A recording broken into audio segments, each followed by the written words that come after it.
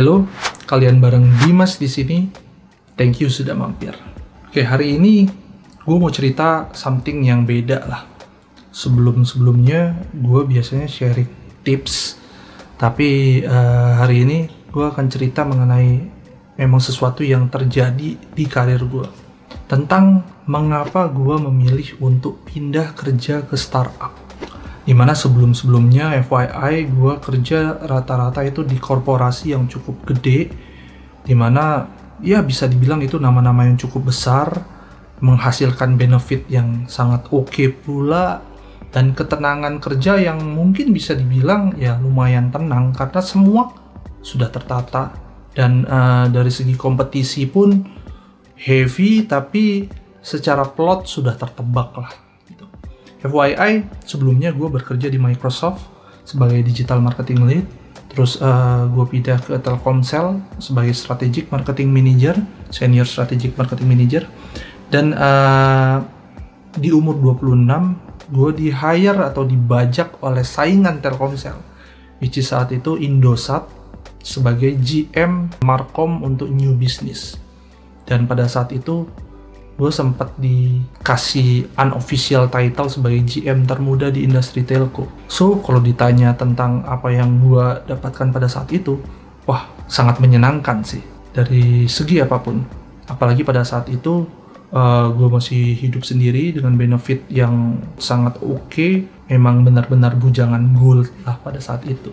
Tetapi pada akhirnya setelah bekerja di Indosat 2 tahun lebih, gue memutuskan untuk pindah ke startup. Pada saat itu, gue pindah ya ke perusahaan yang masih sampai sekarang menjadi tempat bekerja gue, yaitu Loket.com, part of Gojek Group. Sering ditanya, mengapa gue mengambil keputusan tersebut? FYI, benefit yang gue terima, ya oke, tapi mungkin berbeda dengan konteks ketika gue ada di company-company sebelumnya, yang memang memang sensasional lah gitu.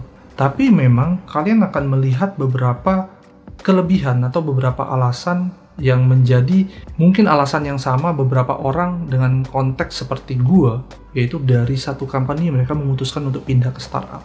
Yang pertama, company sebelumnya itu semuanya sudah tertata dengan rapih.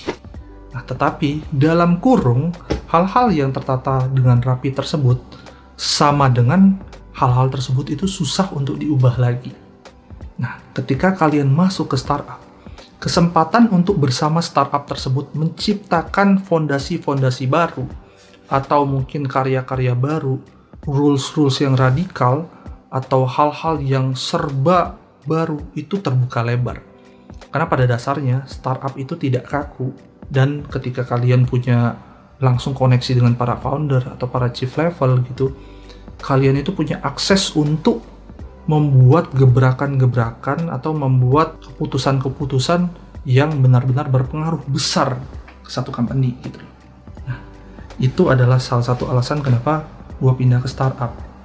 Yang nomor 2, startup itu biasanya idealismenya itu kuat sekali.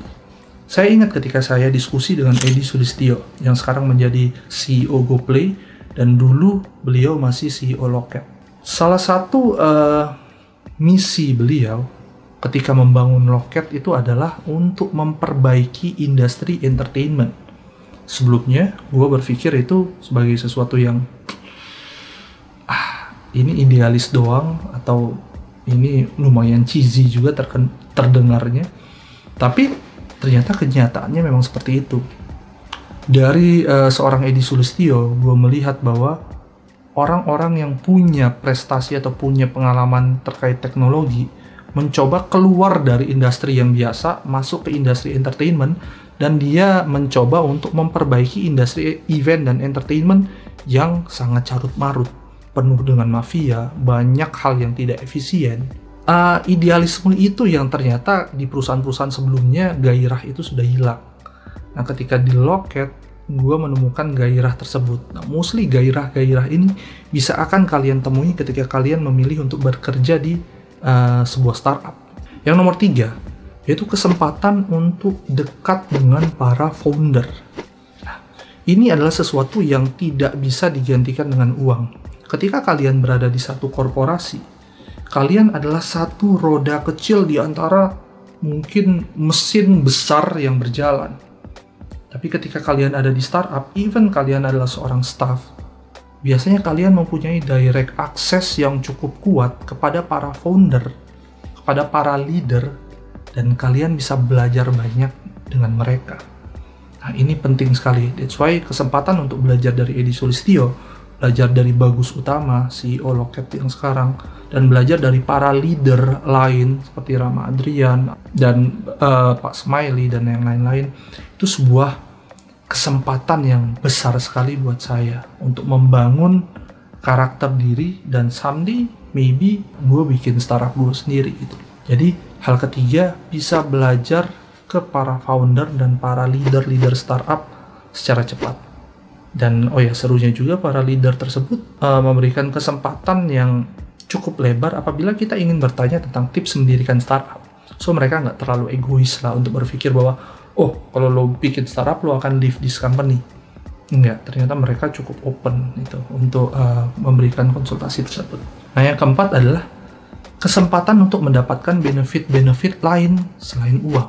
Nah, ketika kalian sebagai leader, kalian masuk ke satu perusahaan seperti let's say perusahaan-perusahaan startup, selain gaji atau selain apapun yang berbentuk direct cash, kalian punya kesempatan untuk mendapatkan hal-hal yang lebih dari itu. Ambil contohnya adalah opsi kepemilikan saham atau memang saham langsung.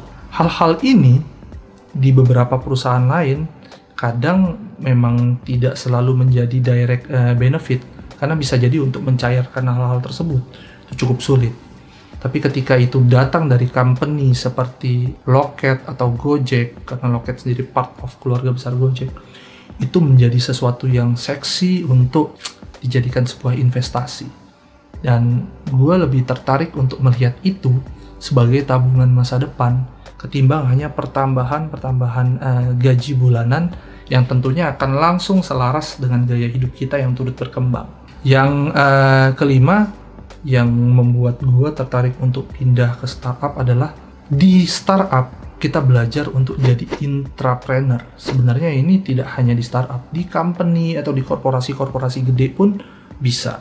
Tapi memang peluangnya cukup sulit. Tapi kalau di startup, kesempatan untuk menjadi intrapreneur itu terbuka sangat lebar. Karena setiap level dari posisi di startup, mulai dari direktur, VP, senior manager, sampai ke staff, mereka itu ditanamkan satu feeling di mana mereka itu bergerak seolah-olah mereka adalah owner dari perusahaan. Mereka diminta untuk punya beban atau tanggung jawab dengan feeling yang sama dengan apa yang dirasakan oleh para founder. Nah, feel tersebut itu sekali lagi tidak bisa digantikan dengan uang. Feel tersebut akan jadi pelajaran yang penting sekali untuk nantinya kita menjadi seorang entrepreneur atau sebagai startup founder. Itu momen pembelajaran yang sangat berguna untuk saya ke depan. Itu poin-poin penting mengapa gue memilih untuk bekerja di startup. Bisa jadi applicable tidak hanya ketika gue di Loket, tapi juga kalian ketika kalian memutuskan untuk pindah dari korporasi menuju startup. Nah, semoga apa yang gue bahas ini berguna buat kalian.